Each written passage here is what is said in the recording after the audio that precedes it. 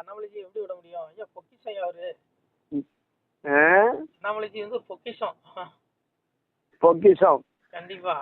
தமிழ்நாட்டுக்கு பொக்கிஷம். இந்தியா அடுத்த பிரதமராக கூட அவருக்கு வாய்ப்பு இருக்கு. கண்டிப்பா உண்டுயா. அதாவது உங்களுக்கு எப்படி சொல்றது, ஒரு கோடியில ஒருத்தர் தான் இப்படி இந்த மாதிரி ஜென்மம் எடுத்து வர முடியும். ஏன்னா அவருடைய அந்த பேச்சு வயசும் கம்மி தான், இளம் வயசு தான். ஆனா அவருடைய ஞானம், அந்த தெளிவு இதுவரைக்கும் எந்த அரசியலையும் பேச முடியாது.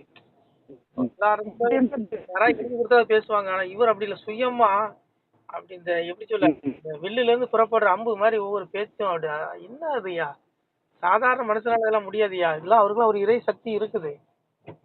உங்களுக்கு எப்படி சொல்ல, அதாவது தர்மயுகம் வர்றதுக்கு முன்னாடி அப்பாவே என்ன சொல்றாரு, அதாவது முக்குள் என்னுடைய மாயை அதை கடந்ததாக எந்த பிராணியும் நில உலகிலோ ஆகாயத்திலோ வானவர்களிலோ தேவர்களிலோ ஒருவன் இல்லைன்றாரு. ஒருத்தன் கூட இல்ல. அப்ப எப்படி இருக்கிற மனிதர்கள்ல வந்து பிறந்ததுல இருந்து நான் யோக்கியவான்னு சொல்றது எவனுக்குமே தகுதி இல்லை. ஏதோ கடந்து வந்த பாதையில தவறு செஞ்சிருப்பான். அதாவது இப்ப செய்யாம இருக்கலாம். ஆனா கடந்து வந்த பாதைகள்ல அறிந்தோ அறியாமலோ தெரியாமலோ சில தவறுகள் செய்ய நேரிட்டு இருக்கும். யாரும் அந்த மனசுலனாலும் சிறு சஞ்சலம் ஏற்பட்டிருக்க வாய்ப்பு இருக்கு. ஏன்னா இது அப்பா சொல்றாரு, யாராலையும் முடியாதுங்கிறார். அதாவது சன்னாசி நிஷ்டையது தவறியெல்லாம் அலைவார்கள்ங்கிறார். கலியில சாத்தியமே கிடையாது. சன்னியாசிகளே யோகியவன் பார்க்க முடியாதுங்கிற சாமி எம்பெருமானே சொல்றான். அப்போ அப்பா சிவபெருமான் வார்த்தை பொய்யாகுமா? எப்படி ஆகும்? பொய்யாகாது. அப்போ முனிவர்களே முடியல, தேவர்களே முடியல, அப்ப மனிதர்கள் எப்படி முடியும்? அப்படி ஒருவேளை ஒருத்தன் அப்படி இருக்கானா அவன் பரமாத்மாவா இருக்கும். ஒருவேளை ஒருத்த மனுஷன்ல இருந்து ஒழுக்கமா இருந்தா ரொம்ப பிறந்ததுல இருந்தே நான் எந்த மனசுல கூட சிறு சஞ்சலப்படலைங்கிற அளவு இருக்கிறான்னா அவன் பரமாத்மாவா இருக்கும். நம்ம கண்ணுக்கு தெரியாது. கண்ணுக்கு மனசுல தெய்வம் பரமாத்மாவா இருக்கலாம். அதனால ஐயா இது எப்படி சொல்லையா, நான் வந்து யாருக்குமே சொன்னீங்க. ஏன்னா அப்பா அப்பா அப்பா தான் சொல்றாரு, நான் சொல்ல சரி என்ன சொல்றாரு, சரியை கிரிய யோகம் ஞானம் என்ற சொல்லு தாண்டிய களியாச்சே சிவனே ஐயா, மனம் சித்தம் புத்தி அகங்காரம் நாலு மடக்கி மௌனத்தில் இருந்துட்டேனே சிவனேங்கிற பரம்பொருளை பரமாத்மா சொல்றான். அதாவது மகாவிஷ்ணு சொல்றான், சிவனே நான் ஒன்னு நோக்கி தவசு இருந்தாலும் இந்த களியை வேண்டாம், நான் மனம் சித்தம் புத்தி அகங்காரம் நாளை எடுத்தாலும் நான் ஒண்ணு சரியில அடைய முடியாது, கிரியில அடைய முடியாது, ஞானத்துல யோகத்துல எப்படி அடைய பகவானே சொல்றான். அதாவது அதாவது அதாவது மகாவிஷ்ணுவே இறை எல்லா இறையுமே வணங்கக்கூடிய ஒரே கடவுள் யாரு? சிவன் தான். அந்த சிவன் கிட்ட மகாவிஷ்ணு உரையாடுறான், சரியை கிரிய யோகம் ஞானம் என்று சொல்லி தாண்டி எல்லாத்தையும் களி தாண்டிட்டு எல்லாம் புடிச்சிட்டான். மனம் சித்தம் நாளைக்கு மௌனத்துல இருந்தாலும் கூட என்ன விட மாட்டான். மௌனத்துல நான் இருந்தாலும் கூட எனக்கு உள்ள வந்து சஞ்சலத்தை ஏற்படுத்துவாங்க. உண்மை உண்மை கரெக்ட். நிறைய உங்களுக்கு நிறைய சாமி சிவ ஞானத்தை ஊட்டிதான். சொல்லுங்க. அதாவது அப்போ அப்பாவே அப்படி சொல்லும் போது அவரே முடியலன்னு சொல்லும் பொழுது சாதாரண மனிதர்கள் எப்படி முடியும்? இன்னைக்கு வந்து சன்னியாசி கோலத்துல உட்கார்ந்துட்டா மட்டும் யோக்கியமான இருக்க முடியாதுயா. ஏதோ சஞ்சலம் முடியவே முடியாது. அதையும் அப்பா என்ன சொல்றான், சாமி சொல்றாரு, நீங்கள் என்ன குற்றம் நிலைகளா செய்தாலும் தாங்கி பொறுப்பேன் தருவேன் நான் நல்ல புத்திங்கிறாரு. அதாவது பிள்ளைகளே, நீங்க தப்பு இருக்க முடியாது, ஆனால் நீ என்ன தப்பு செஞ்சாலும் நான் வந்து உங்களுடைய பாவங்களை மன்னிச்சு உங்களை ஏத்துக்குவேங்கிறான் பகவான். காருண்யமூர்த்தியில ஏன்னா அவனுக்கே தெரிஞ்சுட்டு இந்த களியில வந்து பிறந்ததுக்கு அப்புறம் முடியாது. ஏன்னா களியை இருக்க விடமாட்டான். ஏதோ ஒரு வகையில சின்ன சஞ்சலத்தை ஏற்படுத்திடுவான். ஆனாலும் என் பிள்ளைகளை மன்னிச்சு நான் ஏத்துக்குவேங்கிறான் சிவபெருமான். ஒரு கருணை கடல் நமக்கு வேணுமா? அப்போ அதாவது நம்ம அப்பா வந்து பூ கேட்கல, பழம் கேட்கல, தேங்காய் கேட்கல, எதுவும் ஒண்ணுமே கேட்கல. அன்பா குறாங்கிறாரு. அதான் அப்பாவே சொல்றாரு பாருங்க. அப்பா திருவாயில சொல்றாரு பாருங்க, ஆடு கிடாய் கோழி பன்றி ஆயனுக்கு வேண்டாம் கான் மேலதாளம் கூறவை தோணி வேண்டாம் கான் ஈசனுக்கு ஒரு அன்பு மலரெடுத்து அனுதினமும் பூசை செய்வாய் நடு தீர்ப்பு நான் கேட்க நாளெடுத்து வருகுதடா பிரம்மன் பகைத்ததுண்டால் நீங்கள் பேசாமல் போய்விடுவீர் விஷ்ணு பகைத்ததுண்டால் வெறியாட்டம் கண்டிடுவீர் ருத்ரன் பகைத்ததுண்டால் உயிர் பிழைக்க மாட்டீரப்பா காலனும் வந்ததுண்டால் உங்களை கைப்பிடியாய் கொண்டு போவான். இத்தனை பேர் சேர்ந்திருக்க ஈசன் என்ன செய்வேனடா, அவரவர்க்கு இட்ட குறை ஆதிமுனி என்ன செய்வேன், நடு தீர்ப்பு நான் கேட்க நாளெடுத்து வருகுதடா. அப்பா சொல்றான், மகனே, அப்பாவுக்கு ஆடு கிடாய் கோழி பண்டி அரித்து பலியிட வேண்டாம், எனக்கு வந்து மேலதாளம் கோயில்ல மேல நிக்கிறான் பாருங்க, இந்த மேல வேண்டாம் சொல்றான் பாருங்க, மேலதாளம் குறவை இந்த பொங்கல் வச்சு அப்படி சொல்லுவாங்களா, அதுவும் வேண்டாங்கிறான். மேலதாளம் குறவை தண்ணி வேண்டாம் ஈசனுக்கு. செடியில இருக்கிற பூ வேண்டாம், கொழுந்து பூ மஞ்சரி மாலை குப்பையுடன் சந்தனமும் விழுந்து நமஸ்காரம் முதல் வேண்டாம் என்று சொல்லிடுங்கிறான். அப்பாவுக்கு இது விரோதமானதுங்கிறான். எனக்கு அதுதான் அதாவது நம்ம அப்பா சிவபெருமான் என்ன சொல்றான், எனக்கு ஆடு கிடா கோழி பண்டி அறுத்து பலியிட வேண்டாம், எனக்கு பூ வலி கொட்ட வேண்டாம், உன் இதயத்துல இருக்க அன்பு மலர் எடுத்து அனுதினம் பூசை செய்வாய், உன் அன்பை கொடு. அப்பா என்ன சொல்றான், நடு தீர்ப்பு நான் கேட்க நாள் கொடுத்த கர்மவினின்படி உனக்கு விதிப்படி பூமியில நாள் கொடுத்துருக்கேன், அதுக்கப்புறம் எமன் பிடிப்பான், என்கிட்ட தான் கொண்டு வருவான், அப்பா தான் உனக்கு தீர்ப்பு சொல்லணும், ஆனால் நீ அப்பாவை தேடிக்குவாங்கிறான். அதான் சொன்னா, பிரம்மன் பைத்ததுனால் பேசாமல் போய்விடு, விஷ்ணு பைத்ததுனால் பெரியாட்டம் முடியாது, உத்ரன் படைத்ததுனால் உயிர் பிழைக்க மாட்டேன். ஆத்மாவை அழிக்கக்கூடிய சக்தி சிவனுக்கு மட்டும் தான் உண்டு. அதாவது பிரபஞ்சத்துல உடம்பை யார் வேணாலும் அழிச்சிடலாம், ஒரு இயற்கை பேரிடர்ல இந்த உடல் அழிஞ்சிரும், சரிங்களா? ஆனா இந்த உலகமே அழிஞ்சாலும் ஆத்மா அழியாது. ஆனா அந்த ஆத்மாவை அழிக்கக்கூடிய ஒரே சக்தி அப்பாவுக்கு தான் உண்டு. அவன் தான் சொல்றான், நீ என்கிட்ட தான் கொண்டு நிறுத்துவான், நான் தான் உனக்கு மோட்சத்தை நல்கணும், என்ன தேடிக்கோங்கிறான். இதுதான் உண்மை. இதுல வந்து நம்ம இப்படி 3 நேரம் கும்பிடணும், 5 நேரம் கும்பிடணும், 6 நேரம் கும்பிடணும், உருண்டு கும்பிடணும், புரண்டு கும்பிடணும், தீயில இறங்கணும், எதுவுமே வேண்டாம், பூ குழியில இறங்க வேண்டாம், எந்த வேண்டுதலும் பால் காவடி இருக்க வேண்டாங்கிறான். சாமி சொல்றான் பாருங்க. அதாவது எம்பெருமானே சொல்லுவான், தீப்பாய போக வேண்டாம், தீயதிலே இறங்க வேண்டாம், கூட்டோடே கைலாசம் காத்து வைத்தேன் உங்களுக்கு. கூட்டோட கைலாசம் உங்களுக்கு காத்து வச்சிருக்கேன் பிள்ளைகளே, நீ எதுக்கு தீயில இறங்க, நெருப்புல இறங்காண்டா, அப்பா கேடுங்கிறான்.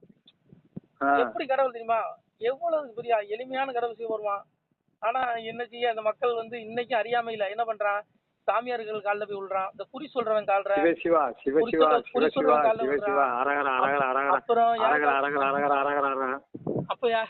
அப்புறம் யாரு காலில் விழுறான், போய் பெரிய சாமியார்களுக்கு போர்வையில் இருக்கவன் காலில் போய் விழுறான். அடா பாவி, எவன்டா சாமியாரு பாக்க எம்பெருமான் சொல்றான், அந்த கலியுகத்துல சொல்றாரு, பொய் சேத்திர குருக்கள் எல்லாம் பூமிதனில் மேவிடுவார். பொய் உபதேசம் பண்றவன் காலில் விழுவாங்கிறார் சாமி. எப்படி இவன் காலில் விழக்கூடாதுங்கிறார். ஏன்னா அவன் சொல்லுவானா, நந்தன் நான் என்பான், நாரணர்கோன் ராமன் என்பான், முன் உதித்த சுவாமிகளுக்கு பின் உதித்து வந்தேன் என்பான், கடலில் இருப்பேன் என்பான், கடலில் நடப்பேன் என்பான். இப்படி பித்தலாட்டெல்லாம் பண்ணுவான், குறி சொல்லுவான், ஆடுவான் பாடுவான், எல்லாம் சொல்லுவான், கடல்ல தண்ணி மேல நடப்பான், அது தீயில உட்காருவாமா, எல்லா வேலையும் காட்டுவானுவன். இவனுங்களாம் நம்ப கூடாதுங்கிறார் சாமி.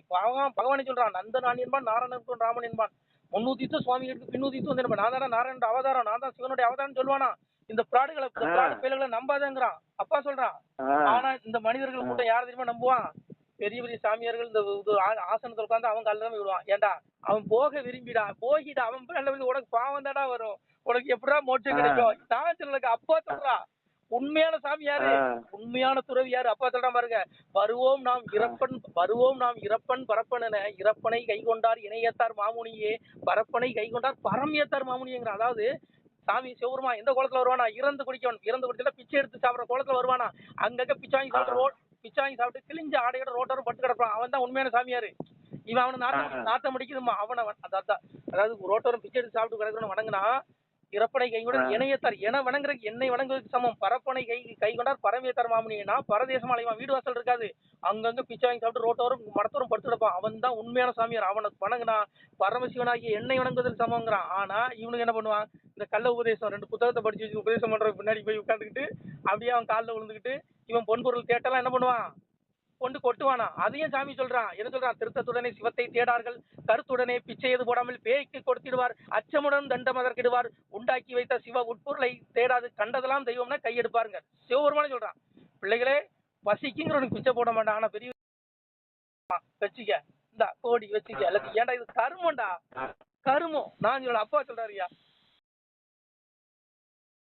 சிவாய நம. திருச்சிட்டம்பலம், தில்லையம்பலம், பொன்னம்பலம். சிவாய நம. உறவுகளே, சிவ அன்பர்களே, தற்போது தாங்கள் இந்த வீடியோவில் பார்க்கக்கூடிய இடத்துல ஒரு சிவாலய திருப்பணி ஒன்று நடந்து கொண்டிருக்கிறது. இந்த இடத்துல பார்த்தீங்கன்னா முன்பு ஒரு காலத்தில் வந்து ஒரு சிவாலயம் இருந்திருக்குது. அதாவது இந்த ஏரியா வந்து இப்போ வந்து ஒரு தென்னை மரங்கள் பனைமரங்கள் சூழ்ந்த காடாக இருக்கிறது. முன்பு ஒரு காலத்தில் இங்கே ஒரு ஊர் இருந்ததாக சொல்கிறாங்க. ஆனால் இப்போது சுற்று வட்டாரத்தில் 5 கிலோமீட்டர் சுற்றுலா ஊரே கிடையாது, காடு. இப்போ இந்த இடத்துல ஒரு சிவாலயம் வந்து அமையிருக்கிறது. இந்த சிவாலயத்தில் வந்து இருந்த அந்த சாமியுடைய திருமணியை வந்து எடுத்து வச்சிட்டோம். திருப்பணி முடிஞ்சதுக்கப்புறம் பிரதிஷ்டை பண்ண இருக்கிற உறவுகளே, தற்போது இந்த வீடியோ பார்க்கக்கூடிய உறவுகள் தங்களால் முடிந்தால் ஒரு சின்ன உதவி செஞ்சு கொடுங்க. எங்கள் இடத்துல பொருளாதாரம் இல்லை, அதனால் பார்த்திங்கன்னா அந்த வேலையெல்லாம் அப்படியே நின்று போச்சு. பாருங்கள், இந்த அப்படியே பாதியிலே நிற்கிது இந்த சிவாலய திருப்பணி வந்து. பக்த கோடிகள், அன்பு உள்ளங்கள், தயவுசெய்து நீங்கள் உதவி செய்ய விருப்பமுள்ள உறவுகள் உதவுங்க. உங்களுக்கு கோடி புண்ணியம் கிடைக்கும். இந்த சாமியோடைய அருள் அனுகிரகம் உங்களுக்கு கண்டிப்பாக கிடைக்கும். இது வந்து ஒரு புகழ்பெற்ற சிவாலயம்னு கூட சொல்லலாம். சாமியோட திருமேனியை எடுத்து வச்சிட்டோம். இந்த இடத்துல பார்த்திங்கன்னா ஒரு வாசி தண்டம் இருக்குது. அந்த காலத்தில் ஒரு முனிவர் யாரோ தவம் செஞ்சுருக்காங்க. அவங்களுடைய வாசி தண்டம் அவர் திருக்கரங்களால் எழுதின ஓலைச்சுவடி கூட இன்றும் இருக்குது, இன்னும் பாதுகாக்கப்பட்டு வருது. அது கோயில் திருப்பணி முடிஞ்சதுமே அதையும் நாங்கள் அந்த வழிபாட்டுக்கு வச்சுடுவோம். இந்த சிவாலய திருப்பணி வந்து சாமி திருநாமம் வந்து முக்தீஸ்வரர் அப்படிங்கிற திருநாமத்தில் வழங்குறாரு. நெல்லை மாவட்டம் நாங்குநேரி தாலுகாவில் இந்த சிவாலயம் அமைய இருக்கிறது உறவுகளே. இந்த வீடியோ பார்க்கக்கூடியவங்க ஒரு 2 பேருக்காவது கொஞ்சம் ஷேர் பண்ணுங்கள். இந்த வீடியோ பார்க்கக்கூடிய யாராவது ஒரு சின்ன உதவி செஞ்சால் இந்த ஆலய திருப்பணி வந்து கண்டிப்பாக நாங்கள் வெற்றிகரமாக முடிச்சுடுவோம். பாருங்கள், அந்த வேலை எல்லாமே அப்படியே நிற்கிது. கல்லெல்லாம் இறக்கி போட்டிருக்கோம். இன்னும் நிறைய கற்கள் தேவைப்படுது. சுவாமியோடைய அந்த திருக்கோபுரம் பார்த்திங்கன்னா லிங்க வடிவிலே அமைக்க இருக்கிறோம். உதவுங்கள் உறவுகளே. உங்களுக்கு அப்பா சிவபெருமானுடைய அருள் நிச்சயம் கிடைக்கும். எம்பெருமான் சொல்வான், வாழுவீர் தாழ்வில்லாமல் மக்களும் கிளைகள் கொஞ்சி நாளுமே மகிழ்ச்சி கூர்ந்து நலமுடன் வாழும்போது நீளுமே எனது செங்கோல் நீதியும் நெறிபோல் வந்து ஆளுமே உங்கள் தன்னை அன்புடன் அலையாவண்ணம். உங்களை எம்பெருமானுடைய அப்பாவுடைய திருவாசகத்தாலேயே வாழ்த்துறோம் உறவுகளே. ஆணுடன் பெண்ணும் பெற்று அதிகமாய் செல்வமாகி தானுடன் நினைவுமுற்று தர்மமும் நெறியும் கற்று வேணும் நீள் காலமெல்லாம் வெள்ளியர் உடனே வாழ்ந்து போனுதல் கமலநாதன் பொற்பதம் பெற்று வாழ்வீர். அந்த ஈசனுடைய பொற்பதம் நிச்சயம் கிடைக்கும். உங்களுக்கு இகத்திலும் சுகம், பரத்திலும் சுகம். உங்களுடைய கர்ம வினைகள் மன்னிக்கப்பட்டு உங்களுக்கு நிச்சயம் மோட்ச வீடு கிடைக்கும். இகத்தில் பூரண ஆயுளுடன் நோய் நொடி இல்லாமல் வாழ்ந்து நீங்கள் பரவாழ்வும் பெறுவீர்கள் உறவுகளே. மக்களே, நீங்கள் எல்லாம் வாழ்பொன்னம் பதியிற் சென்று முக்கியமான யுகநில மதிலே தன்னால் கக்கிய பொன்கள் ஸ்வர்ணம் கைமணம் குளிர அன்னம் பொக்கிஷம் நிறைய வைத்து புகழ உண்டு இனிதாய் வாழ்வீர். இந்த இகவாழ்வும் பரவாழ்வும் உங்களுக்கு சுகப்பட அப்பன் ஈசனர்களால் வாழ்த்துகிறோம். இந்த திருப்பணிக்கு உதவி செய்ய ஒரு ஜிபே எண் சொல்கிறோம். இந்த எண்ணில் நீங்கள் உதவலாம். நீங்கள் இந்த எண்ணிலேயே நீங்கள் தொடர்பு கொள்ளலாம். ஜிபே, ஃபோன்பே, வாட்ஸ்அப் எல்லாம் இந்த நம்பர் தான். 93 85 44 31 06 93 85 44 31 06. இந்த எண்ணில் நீங்கள் உதவலாம், தொடர்பும் கொள்ளலாம். வாட்ஸ்அப்பு இந்த எண்ணு தான், ஜிபே இந்த எண்ணு தான் உறவுகளே.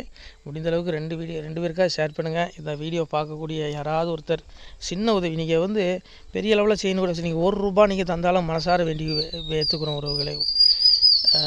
உதவுங்கள். முடிஞ்ச அளவுக்கு கொஞ்சம் ஷேர் பண்ணுங்கள். நன்றி. சிவாய நம. திருச்சிற்றம்பலம், தில்லையம்பலம், பொன்னம்பலம். உறவுகளே, நம்ம இந்த இடத்துல வாழ்ந்து மறைந்த ஒரு சித்த மகாபுருஷர் பயன்படுத்திய பல 100 ஆண்டுகளுக்கு முன்பு உள்ள வாசி தண்டம் ஒரு சித்த மகாபுருஷர் பயன்படுத்தியது. அவர் திருக்கரங்களால் எழுதிய அந்த ஓலைச்சுவடி கூட பாருங்கள், இன்னும் பாதுகாக்கப்பட்டு வருது. இந்த சிவாலயம், நம்முடைய இந்த சிவாலய திருப்பணி முடிந்ததுமே எம்பெருமான் அவர் எழுதிய அந்த சிவனை பற்றி புகழ்ந்து எழுதிய அந்த பாடல் வரிகள் இதில் இருக்குது.